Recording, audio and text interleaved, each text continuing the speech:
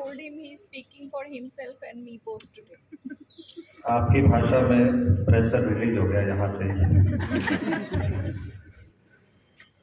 माँ भारती को नमन करता हूँ। नमन त्याग, शांति और हरियाली के प्रतीक, अपने गौरव का प्रतीक, अपने गर्व का प्रतीक राष्ट्रीय ध्वज। और वंदन करता हूँ, नमन करता हूँ, प्रणाम करता हूँ उन सभी शहीदों को जिनकी शहादत के कारण हम आज यहाँ बैठे हैं। आदरणीय प्राचार्य जी, मुख्य अध्यापिका जी एवं अपने अपने क्षेत्र के विशेषज्ञ सबको सादर प्रणाम और स्वतंत्रता दिवस के पावन अवसर की बहुत बहुत बधाई। कागज मुझे लगता है आपको आवश्यकता ही नहीं है। कुछ चीजें ऐसी होती हैं जो भरा नहीं, जो भावों से बहती, जिसमें रसधार नहीं, वह हृदय नहीं है, पत्थर है जिसमें स्वदेश का प्यार नहीं। ये पंक्तियां बार बार हमारे जहन में आती हैं और बार बार हम उनको दोहराते हैं और बार बार उनको दोहराना भी अति आवश्यक है, क्योंकि वैसे ही जैसे विनय सर और यहाँ कंप्यूटर के लोग बैठे हैं, वो अपने सीट पर बैठते ही कंट्रोल F5 रिफ्रेश के लिए कंप्यूटर को, इसलिए आवश्यकता है बार बार हमें इन बातों को दोहराने की। मैं कुछ नाम मेरे मन में विचार आया कि ऐसे जो नाम हम लोग उन शहीदों को प्रणाम करते हैं जिन शहीदों के नाम समय अनुसार हमारे स्मृति पटल से ओझल होते जा रहे हैं, जो छिप रहे हैं। तो एक लिस्ट है, तो मैं सर्वप्रथम, क्योंकि किसी भी भगवान का नाम आता है तो उससे पहले देवी का नाम आता है। बोलो सिया राम, सिया का नाम है, राधे कृष्ण राधे का नाम है।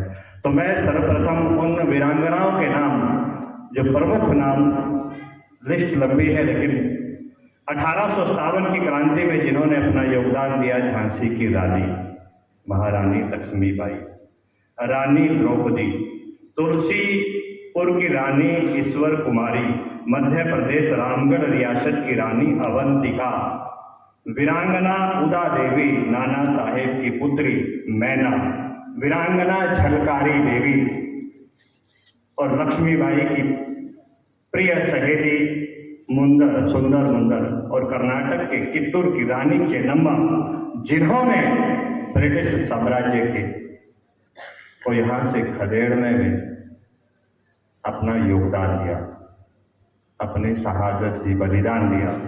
ऐसे ही मूर्तिमान सूरवीर शिवाजी, आदर्शों के हिमालय महाराणा प्रताप, लौह पुरुष सरदार वल्लभ भाई पटेल और जीवन ज्योति पंजाब केसरी लाला लाजपत राय, जो सिकंदर के आगे झुका नहीं, देशभक्त गुरु और अमर हुतात्मा श्री गणेश शंकर विद्यार्थी, और जो अनाथ बालक से राष्ट्र निर्माता बना चंद्रगुप्त मौर्य, और स्वातंत्र्य सेनानी नाना साहब पेशवा, और 1857 की क्रांति की जनक मंगल पांडे।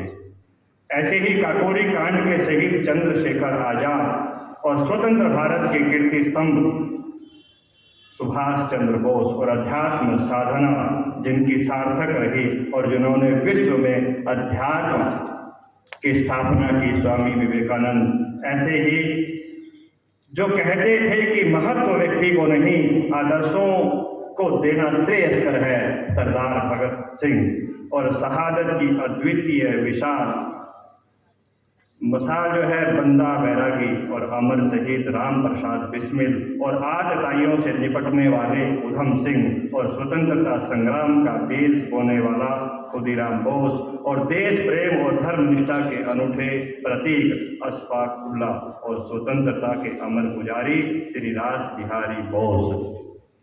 ऐसे अनेकों नाम।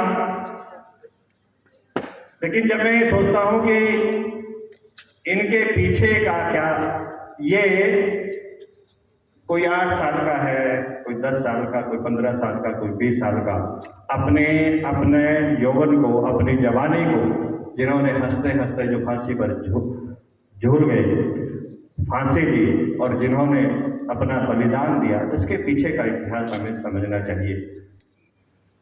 मुझे लगता है कि नमन है वो गुरुजन जिन्होंने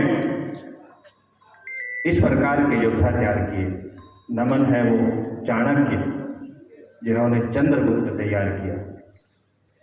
नमन है उस नालंदा विश्वविद्यालय और तक्षशिला विश्वविद्यालय जहां पर आज हम पता नहीं कितनी बड़ी बड़ी बातें करते हैं, चिकित्सा की, ज्ञान विज्ञान की, हमने ये कर दिया, वो कर दिया।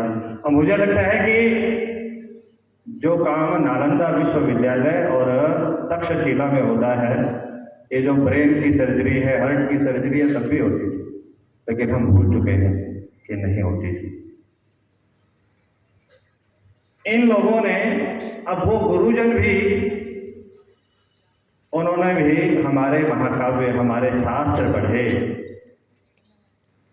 रामायण, राम का चरित्र, जिसमें संपूर्ण परिवार की एक व्यवस्था है, जिसने भाई को भाई से प्रेम की परिभाषा सिखाई, जिसने माता, पिता और पुत्र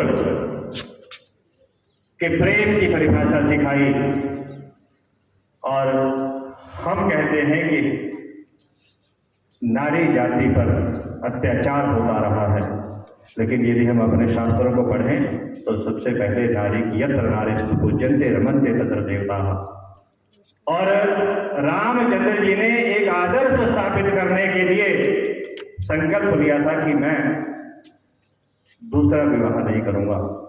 उन्होंने नारी जाति पर हो रहे अत्याचार के खिलाफ लड़ाई लड़ी। वो कोई देव नहीं थे, वो साधारण मानव थे। अगर देव होते तो तभी अपने चमत्कार से सीता को ले आते,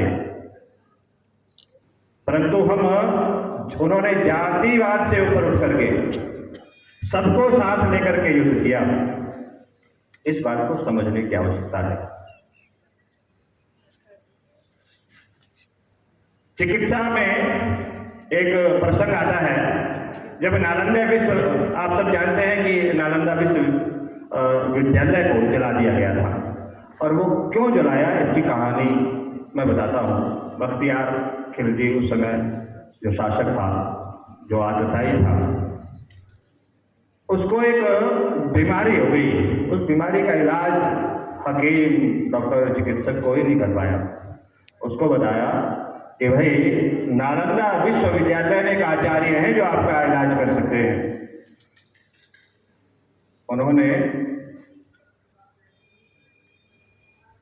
उन पर संदेश, उनके पास संदेश पहुंचा कि आचार्य जी ऐसे ऐसे करके लक्षण हैं और इस प्रकार की बीमारी हो गई है, इसका इलाज बताएं।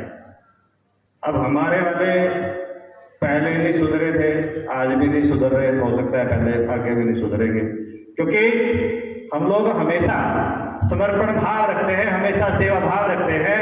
हम उस चिकित्सक के दायित्व को समझते हैं कि भले ही दुश्मन है, लेकिन उसको मेरी चिकित्सा की आवश्यकता है। अब उसकी एक शर्त भी थी कि मैं भारतीय की दवाई भी नहीं लूंगा और ठीक भी होना है। उस आचार्य जी ने उनकी कुरान की पुस्तक मंगवाई, और कुरान की पुस्तक पर हमारी आदत है थूक लगा करके पेज पलटने की, उसकी भी आदत थी, स्वाभाविक है, सबकी होती है। तो उन्होंने जहां से वो पन्ना पलटता था वहां अदृश्य लेप कर दिया दवाई का, और 10 दिन कुरान पढ़ते पढ़ते उसकी बीमारी ठीक हो गई। बाद में पता चला कि भाई ये बीमारी तो ठीक हो गई। तो उससे पूछा गया ये कैसे काम हुआ भाई? उन्होंने कहा ये इस प्रकार का काम मैंने किया था। अब वो एहसान मानने की बजाय उसको गुस्सा आया, बोले अच्छा ऐसे ऐसे चिकित्सक, वैज्ञानिक यहाँ से पैदा हो रहे हैं, देशभक्त, बोले इस साहित्य को जला दो। 3 महीने तक हमारा नालंदा विश्वविद्यालय चला। ये सब आप जानते हैं। और इसी कारण जला कि जिसको ठीक किया उसने आग लगाई, और ऐसे ही चलता रहा है और ऐसे ही चलता रहेगा जब तक हम जागरूक नहीं होंगे, अपने पर गर्व नहीं करेंगे। जिस केसरी रंग को धारण कर, जिस तिरंगे की आन बान शान के लिए उन शहीदों ने बलिदान दिया और जवानों ने बलिदान दिया। आज उन जवानों को बढ़िया बात कही थी पीटीआई सर ने कि युवाओं को समझाने की आवश्यकता है। भगत सिंह अंतिम समय में भी गीता पढ़ रहे थे, और गीता आप सब जानते हैं कि मरणासन, हम कहते हैं कि भाई मरने वाला है, वृद्ध हो गया है, इसको गीता सुना दो, अगला जल्दी मृत्यु हो जाएगी या फिर अगला जन्म सफल हो जाएगा। परंतु अगर ऐसी ही बात होती, गीता वृद्धों को ही सुनानी होती, तो सरसैया पर पड़े हुए भीष्म पितामह को गीता सुनाई जाती, न कि गांडीवधारी अर्जुन को गीता सुनाई। युवाओं को आवश्यकता है गीता सुनने की, उन्हीं को गीता सुनानी चाहिए, क्योंकि गीता में न सिर्फ कर्म की परिभाषा है, अपितु हमारे जीवन के प्रत्येक पहलू पर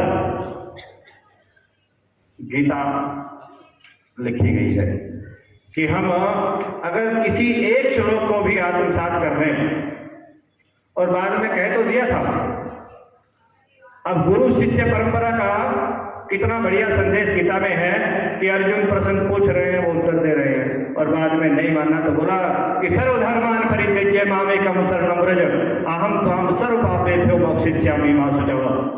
कि भाई बहुत हो गया, अब तू मेरी शरण में आ जा, तेरा सुख दुख लाभ हानि मेरे को अर्पित कर दे, मैं तू युद्ध कर, मैं तेरे को सभी पापों से मुक्त कर दूंगा। इसीलिए तो हमारे अमर शहीदों ने वो जो भगवान श्री राम ने लक्ष्मण को बात कही थी, अपि स्वर्णमयी लंका न में लक्ष्मण रोचते जननी जन्म भूमिश्च स्वर्गादपि करियसी।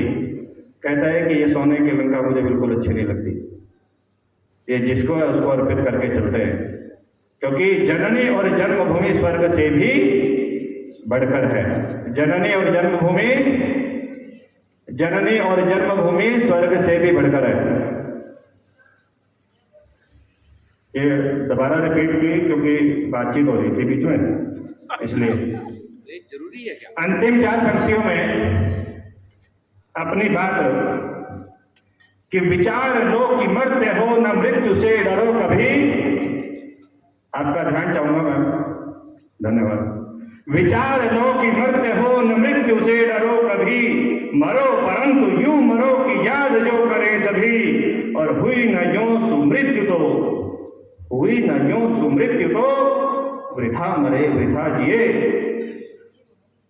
न आपके लिए यही पशु प्रवृत्ति है कि आप भी चढ़े, और वही मनुष्य है कि जो मनुष्य के लिए मरे, वही मनुष्य है कि जो मनुष्य के लिए मरे। बहुत बहुत धन्यवाद। भारत माता की खाद्य सामग्री आ गई है, इसलिए जोर से बोला जा सकता है, और वैसे भी अनुसर का आग्रह था। भारत माता की एक बार, भारत माता की वंदे। आप सभी ने सुना, धन्यवाद।